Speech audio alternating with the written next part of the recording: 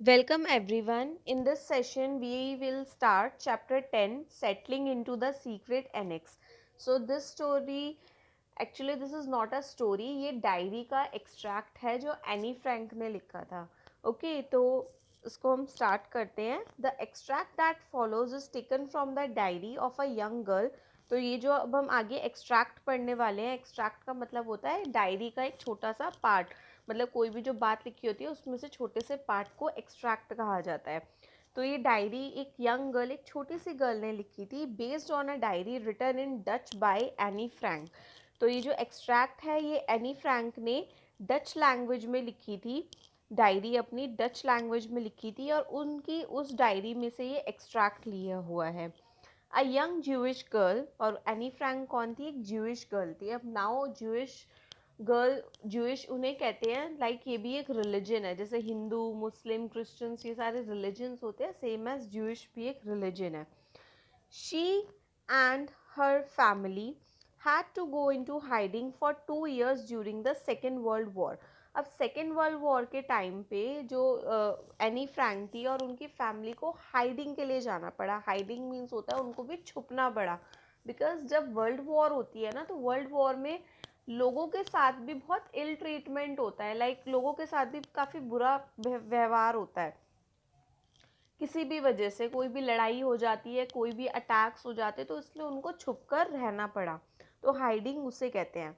When the Jews were being persuaded by German soldiers, तो फिर जो जर्मन सोल्जर्स थे वो ज्यूज लोग, मतलब जो ये जो ज्यूइश है इनको ज्यूज, इनका जो रिलीजन है इनको ज्यूज कहा जाता है. तो ये जो लोग थे, इन लोगों को काफ़ी ज़्यादा टॉर्चर करा जाता था. मतलब उनके साथ सही से व्यवहार नहीं करा जाता था, सही ट्रीटमेंट से नहीं का रखा जाता था उनके साथ. Anne began to keep a diary from her 13th birthday. तो अब एनी ने अपने साथ डायरी लिखना उसने शुरू कर दिया था अपने 13th बर्थडे से. तो जब वो 13 साल की हुई थी तब से उसने डायरी लिखनी शुरू कर दी थी, रखनी शुरू कर दी थी. Her moving account records the difficulties and sufferings of innocent family during the war. अब उसके अंदर सारी चीज़ें लिखी हुई थी कि जितना उसने डिफ़िकल्टीज सही, कितनी परेशानियाँ, सफरिंग्स, सफरिंग्स भी परेशानियों को ही कहते हैं, जो उसकी इनोसेंट फैमिली ने झेली. और इनोसेंट फैमिली इधर इसलिए कहा गया है बिकॉज जब वर्ल्ड वॉर हो रहा है तो वर्ल्ड वॉर में उनकी उस फैमिली की तो कोई गलती नहीं थी ना, एनी फ्रैंक की कोई गलती थी. वो तो इनोसेंट ही थे ना, उनकी अपनी तो कोई गलती नहीं थी, तो इसलिए उनको इनोसेंट कहा गया है. तो ये फर्स्ट एक्सट्रैक्ट है. इसमें क्या है, ये थर्सडे को लिखा गया था, 9 जुलाई 1942. तो ये सेकेंड वर्ल्ड वॉर के टाइम की बात है. तो ये पिक्चर आप देख रहे हैं, ये एनी फ्रैंक की पिक्चर है. सो नाउ एनी फ्रैंक की डायरी का नेम था किटी. तो वो लिखती है, dearest Kitty, it was agreed that we would go into hiding this week. तो वो कहते हैं कि ये बिल्कुल अब एग्रीड हो गया, ये वाली बात अब हो गई है फिक्स कि इस वीक हम हाइडिंग के लिए जा रहे हैं, हम छुप कर रहेंगे. The hiding place was located in father's office building. तो वो कहती है कि ये जो हाइडिंग प्लेस है, मतलब ये जो छुपने की जगह है, ये मेरे पापा की ऑफिस की बिल्डिंग होगी. That's it. उसके बाद अब नेक्स्ट वो डायरी लिखती है सैटरडे को, 11 जुलाई 1942. सो फिर वो लिखती है, dearest kitty, father, mummy and Margot still can't get used to the sound of the Western clock. तो फिर वो कहती है कि जो फादर हैं, मम्मी हैं, मार्गरेट हैं, वो अभी भी यूज टू नहीं हुए हैं, अभी भी उनको आदत नहीं हुई है वेस्टर्न टॉरन क्लॉक की. अब वेस्टर्न टॉरन क्लॉक किसको कहा जाता है? अ चर्च इन एम्स्टरडैम. जो चर्च है एम्स्टरडैम, जो वहाँ की जो जगह थी, वहाँ के चर्च में जो वहाँ की जो क्लॉक में जो वॉइस आती थी, उसकी आवाज़ की उनको अभी भी हैबिट नहीं हुई थी. Which tells us the time every quarter of an hour. तो हर घंटे का 1 क्वार्टर, क्वार्टर मतलब हो गया एवरी 15 मिनट्स में वो टाइम बताती थी. Not me, I loved it from the start. वो कहते हैं लेकिन मैं नहीं, मुझे तो ये स्टार्टिंग से ही बहुत पसंद है, वो जो वेस्टर्न टॉरन जो क्लॉक है. एनी कहती है मुझे तो काफ़ी पसंद है स्टार्टिंग से. It sound so reassuring. तो वो कहती है कि ये बहुत ही रीअश्योरिंग साउंड करती है.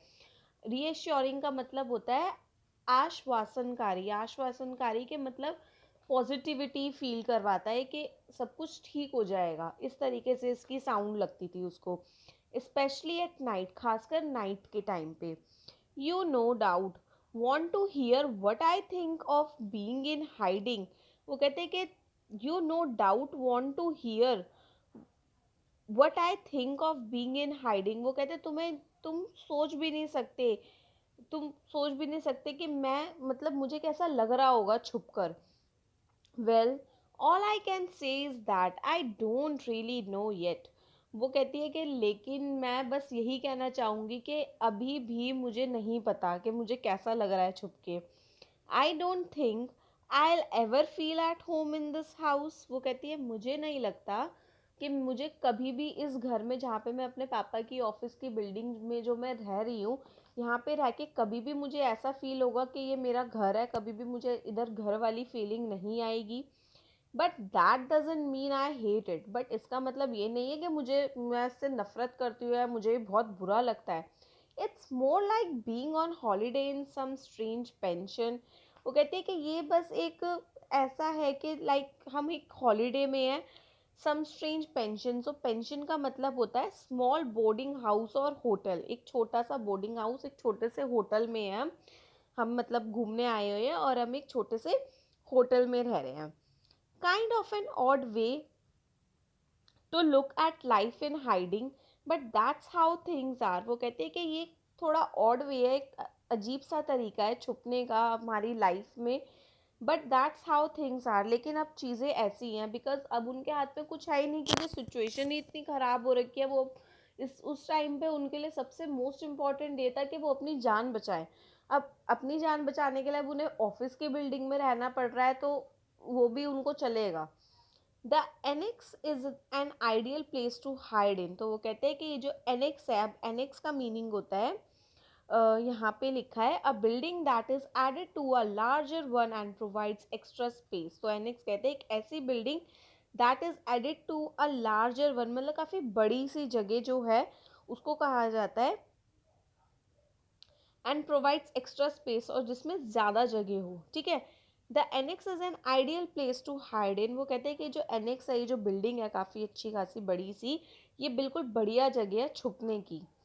It may be damped and lopsided. तो वो कहती है कि ये डैम्प भी हो जाती है, लाइक यहाँ पे उधर सीलन होती होगी। आपको पता है जब भी अगर वॉल्स गीली हो जाती है, अगर दीवारें वगैरह गीली होती है, सीलन हो जाती है, तो थोड़ा सा घर डैम्प सा रहता है।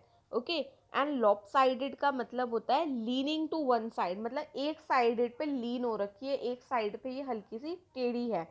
But there is probably not a more comfortable hiding place in all of Amsterdam. तो वो कहती है लेकिन इसके अलावा इससे अच्छी और कंफर्टेबल जगह पूरे एम्स्टरडैम में कहीं नहीं होगी। No in all of Holland, even Holland में, पूरे हॉलैंड में भी कहीं नहीं मिलेगी। Up till now our bedroom with its blank walls was very bare. अब वो कहते हैं कि हमारा जो ये बेडरूम है उधर बिल्कुल ब्लैंक वॉल्स है, मतलब बिल्कुल खाली दीवार है, बिकॉज ऑफ कोर्स वो उनका घर तो है नहीं कि वो वहाँ पे सीनरीज लगा सके, फोटोज लगा सके। तो वहाँ की जो दीवारें थी बिल्कुल खाली थी। बेयर मीन्स बिल्कुल खाली। Thanks to father who brought my entire postcard collection and film star collection here beforehand. तो वो कहती है कि थैंक्स टू माई फादर, मेरे पापा का, मतलब मेरे पापा ने काफ़ी अच्छा करा कि who brought my entire post card, जो मेरा सारे पोस्ट कार्ड की कलेक्शन लिया, जो भी उसने कलेक्ट करा था पोस्ट कार्ड्स वगैरह, जो भी उसने इकट्ठे करे थे एनी फ्रैंक ने, और फिल्म स्टार्स जो हीरो हीरोइंस होते हैं उनकी फ़ोटोज़ की कलेक्शन निकलने से पहले वो ले आए थे जब वो घर से निकले थे। And with a brush and a pot of glue, और क्या लेकर आए थे वो, ब्रश लेकर आए थे और ग्लू का पॉट। ग्लू पॉट मीन्स जो फेविकॉल का जो पॉट होता है उसको। I was able to plaster the walls with pictures. तो अब मैं अपनी वॉल्स को प्लास्टर कर सकती थी पिक्चर से। प्लास्टर का मतलब होता है वॉल्स को कवर करना, जैसे हम घर में पेंट वगैरह करवाते हैं तो हम घर को प्लास्टर करते हैं उससे पहले, ठीक है, वॉल्स को कवर करते हैं। तो उस टाइम पे वो प्लास्टर किससे कर रही थी, वॉल्स को किससे कवर कर रही थी, she was covering it with pictures, जो फोटोग्राफ्स वगैरह थी, इन सारी चीज़ों से। It looks much more cheerful now When the Van Dans arrive, we will be able to build cupboards and other odds and ends out of the wood piled in the attic.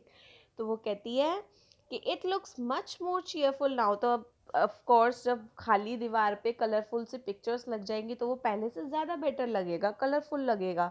When the Van Dans arrive, Van Dans कौन थे? उनके वहीं पास के साथ में उनके रहने वाले लोग थे. Van Dans थे the name of the other family which was to share the hiding place with Franks. तो Van Dans कास्ट है ये.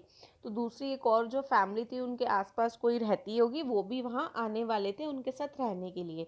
तो कहते हैं when the Van Dans arrive, जब वो आएंगे, we will be able to build cupboards. तो फिर हम अपने लिए क्या बना पाएंगे? हम अपने लिए कपबोर्ड्स बना पाएंगे. कपबोर्ड्स होता है वुडन अलमीरा जिसमें सामान रख सकते हो, जो लकड़ी की बनी होती है.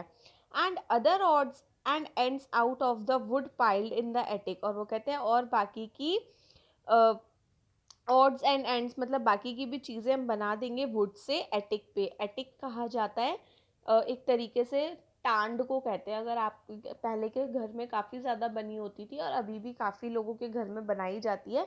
जस्ट जो हमारी सीलिंग होती है, जो हमारी छत होती है, उसके जस्ट नीचे बनाई जाती है. उसके ऊपर सामान रख दिया जाता है, बिल्कुल नीचे की तरफ होती वो ऊपर वाली साइड है वॉल की.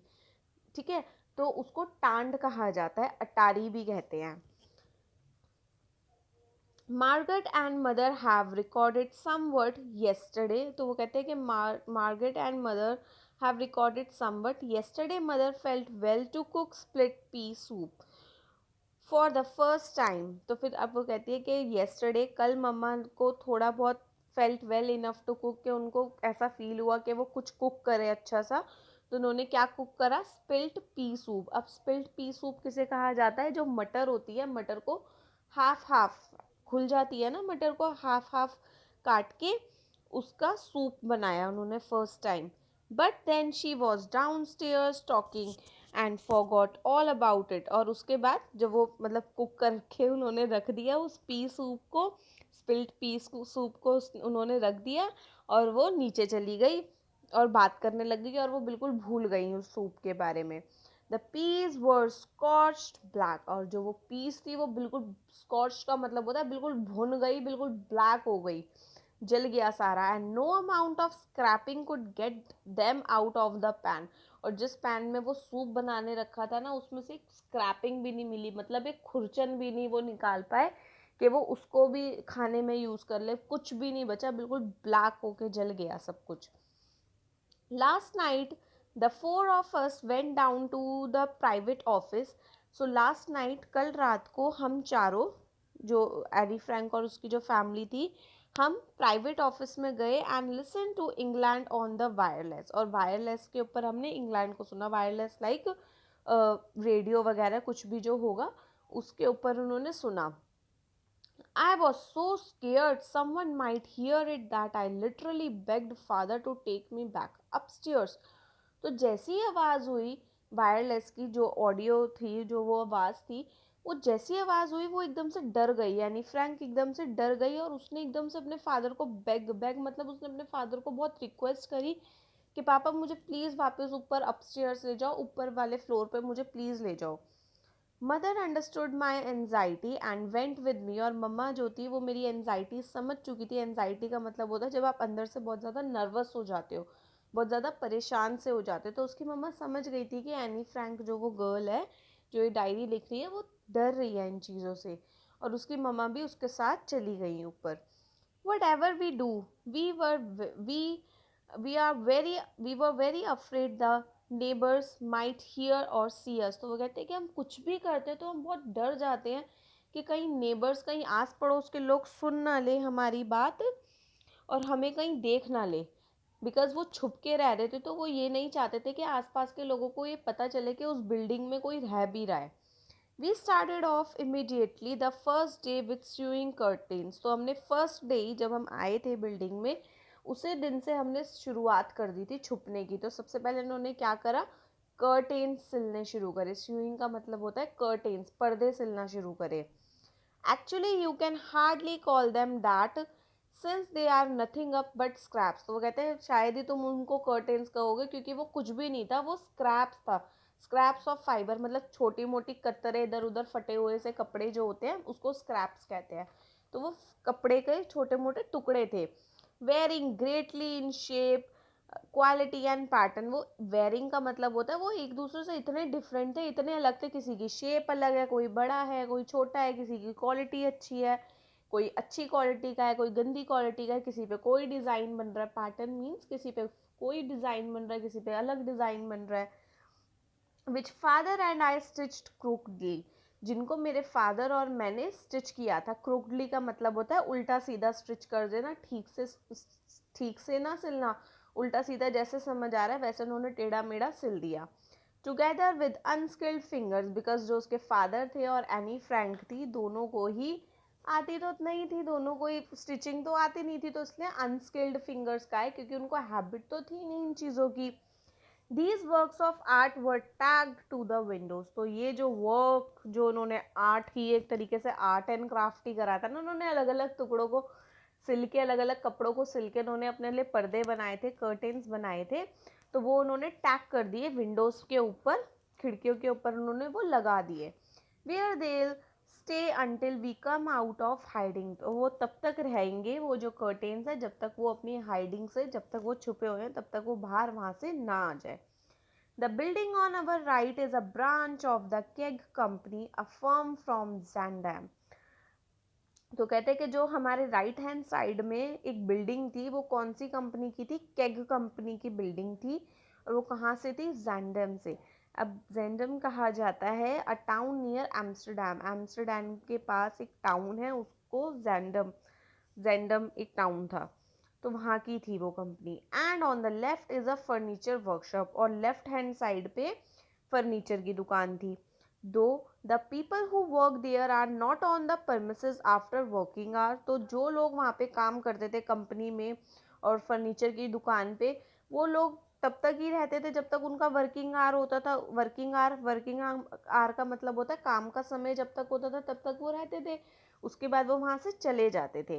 Any sound we make might travel through the walls, तो जब उनके जाने के बाद बिल्कुल सुनसान हो गया, बिल्कुल खाली हो गया सब कुछ, तो वो हल्की सी भी अगर वो साउंड, हल्की सी भी आवाज़ बिल्डिंग में आई तो शायद वो वॉल्स से ट्रैवल हो जाती, क्योंकि खाली जगह पे आवाज़ बहुत जल्दी होती है। We have forbidden Margot to cough at night, बल्कि हम मार्गोट को भी, फॉरबिडन मीन्स होता है उसको भी हम बार बार टोकते रहते हैं, उसे मना करते रहते हैं कि मत करो कफ, रात को मत खांसी करो। Even though she has a bad cold and we are giving her large dosage of cordonite, तो कहते हैं कि उसको इतना बुरी तरीके से कोल्ड हो रहा था, इतनी ज़्यादा ठंड हो रही थी, इसलिए हमने उसको लार्ज डोसेज, इसलिए हमने काफ़ी सारी उसको दवाइयाँ दी थी कोडाइन की, जो ये कफ दूर करने की होती है दवाई, उसको कहा जाता है। I am looking forward to the arrival of the Van Dance which is set for Tuesday. तो वो कहते हैं कि मैं वैन डांस का वेट कर रही थी। It will be much more fun and also not as quiet, तो वो कहते हैं कि अब थोड़ा सा, अब काफ़ी मज़ा आएगा, लाइक साथ में कोई रहने वाले लोग आएंगे। You see, it's the silence that makes me so nervous during the evenings and nights, and I would give anything to have one of our helpers sleep here.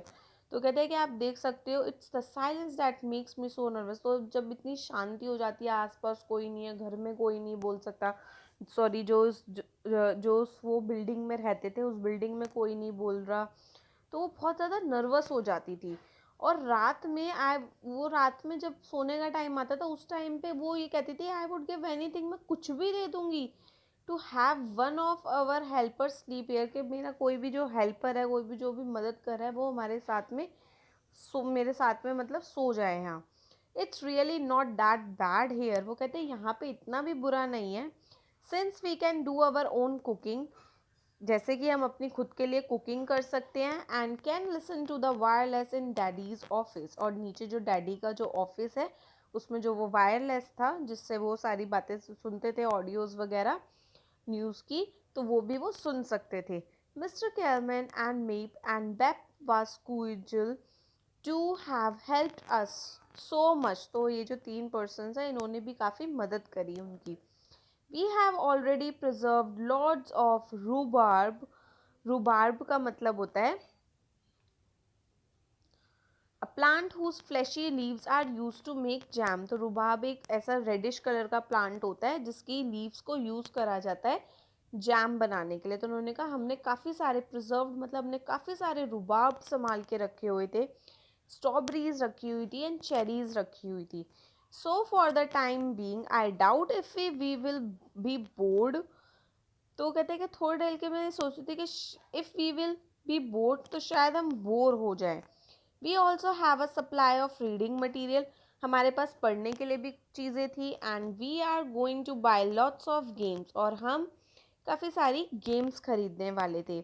Of course we can't ever look out of the window or go outside. Of course हम window से बाहर नहीं देख सकते, है ना, हम बाहर नहीं जा सकते। And we have to be quiet so the people downstairs can't hear us. तो वो कहते थे और हमें चुप भी रहना है कि जो लोग नीचे काम करते हैं वो हमें सुन ना सके।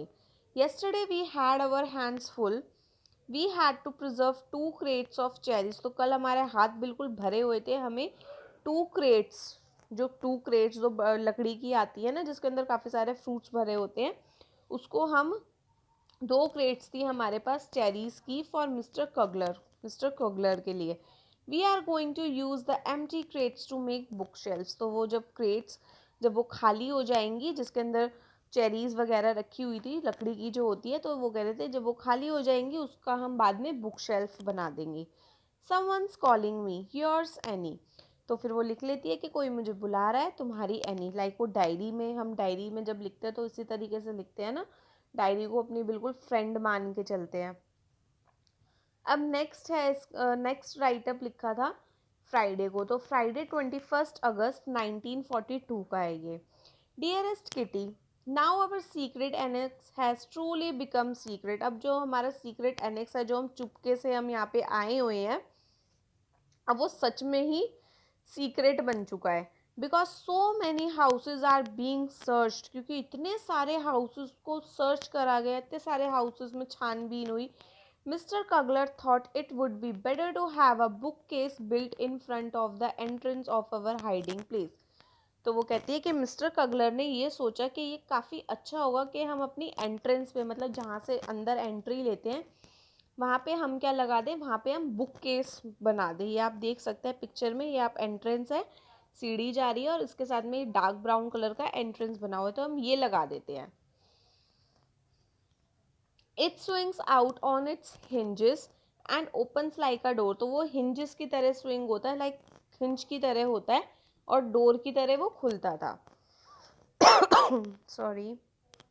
Next is Mr Voskuijl did the carpentry work. तो मिस्टर वास्कुजिल ने कारपेंट्री का काम करा। कारपेंट्री मतलब उन्होंने वो लकड़ी का सारा वुड का काम करा। Mr Voskuijl has been told that the 7 of us are in hiding and he has been most helpful.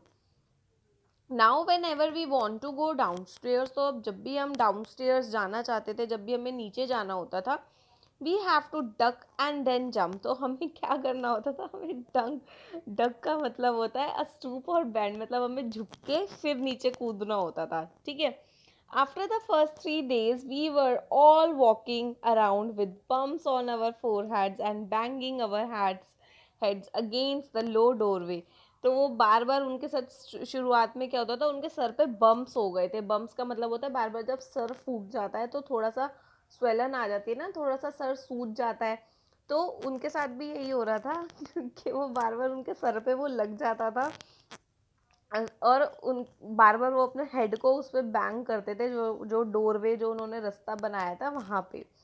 Then Peter van Daan cushioned it by nailing a towel stuffed with wood shavings.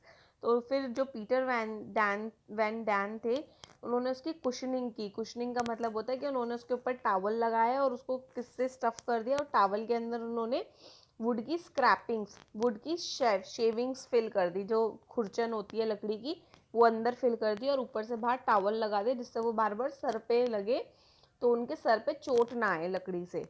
To the door frame, let's see if it helps. तो वो कहते हैं देखते हैं कि अब शायद इससे कुछ मदद हो। I am not doing much school work. तो अब मैं स्कूल वर्क ज़्यादा नहीं कर रही हूँ। I have given myself a holiday until September. मैंने अपने आप को सितंबर तक छुट्टी दी है। Father wants to start giving me lessons then, but we have to buy all the books first. तो मेरे जो फादर हैं वो मुझे lessons मतलब वो मुझे पढ़ा रहे हैं, मतलब पढ़ाना चाहते हैं जो मेरे फादर हैं, लेकिन उसके लिए हमें पहले बुक्स खरीदनी पड़ेंगी. आवर लाइव्स आर चेंज्ड, हमारी लाइफ चेंज हो गई है. Peter's hair was wash today, Peter के हेयर आज वॉश हुए थे, बट दैट्स नथिंग स्पेशल, लेकिन इसमें कोई स्पेशल नहीं है. Mister van Daan and I are always arguing, mister van Daan और मेरी हमेशा आर्ग्यूमेंट होती रहती है, थोड़ी बहुत नोक झोंक लड़ाई झड़ाई होती रहती है. Mummy always treats me like a baby, mummy मुझे बिल्कुल एक बेबी की तरह रखती हैं, विच आई कांट स्टैंड, जो मुझे थोड़ा सा कम पसंद है. For the rest things are going better, और बाकी की चीज़ तो धीरे धीरे ठीक हो रही है. I don't think Peter's got any nicer, मुझे नहीं लगता कि पीटर्स में कुछ खास है, मतलब कुछ खास मिला है उसको. He is an obnoxious boy who lies around on his bed all day, क्योंकि जो पीटर है, पीटर बहुत ही ज़्यादा कैसा बॉय है, ऑब्नॉक्सियस बॉय है. तो यहाँ पे ऑब्नॉक्सियस का मीनिंग होता है एक्सट्रीमली अनप्लीजेंट, मतलब कि वो लोगों से ज़्यादा जिसकी बनती ना हो, वो इस टाइप का बॉय था. तो उसके मतलब इसलिए वो उसके बारे में कुछ ज़्यादा कहना ही नहीं चाहती थी. जो हमेशा अपने बेड पे पड़ा रहता था, only rousing himself to do a little carpentry work, और हमेशा वो अपने आप को राउजिंग, राउजिंग का मतलब होता है वेकिंग अप फ्रॉम स्लीप, के बार बार वो खुद को इस तरीके से करता रहता था, उठाता रहता था. Just a second. Okay, himself to do a little carpentry work before returning to his nap, तो वो हमेशा अपने आप को उठाता रहता था सोने से पहले, थोड़ा बहुत कारपेंट्री का काम कर लेता था. What a clot, it's a beautiful day outside, nice and hot, वो कहते हैं कि कितना सुंदर दिन है बाहर और काफ़ी नाइस, काफ़ी अच्छा सा है. And in spite of everything we make the most of the weather by lounging on the folding bed in attic. Lounging का मतलब होता है लाइंग, मतलब कि वो लेटे हुए थे फोल्डिंग के ऊपर, फोल्डिंग बेड के ऊपर. इन एटिक, एटिक का मतलब होता है कि एटिक जो मैंने आपको पहले बताया था उसके ऊपर. तो फिर वो लिखती है yours Anne and that's it. उसके बाद नेक्स्ट डायरी है मंडे 21 सितंबर 1942 की.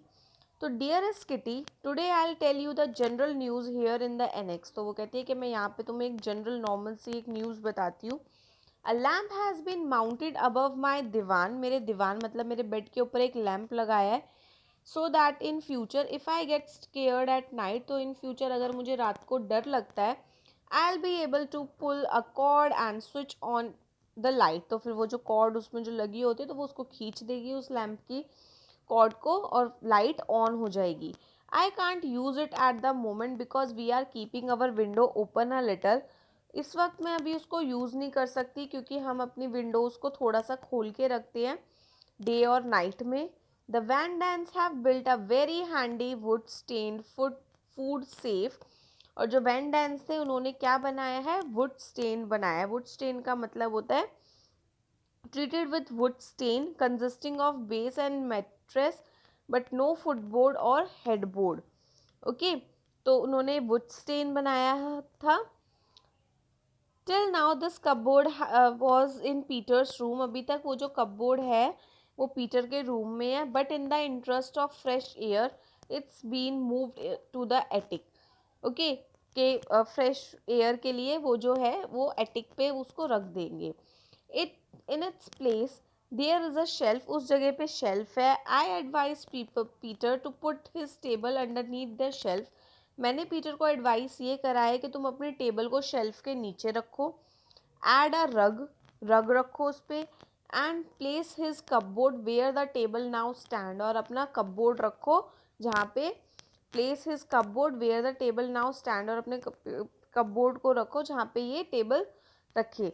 That might make his cubby hole, तो वो कह रहे हैं कि इस वजह से लाइक इतना सारा सामान जो उसके रूम में, उस वजह से शायद उसका रूम कैसा सा लगे, अ स्मॉल और एनक्लोज स्पेस, उसका रूम थोड़ा सा काफ़ी बिछा बिछा सा हो जाए क्योंकि उसके रूम में काफ़ी सारी चीज़ें रख दी.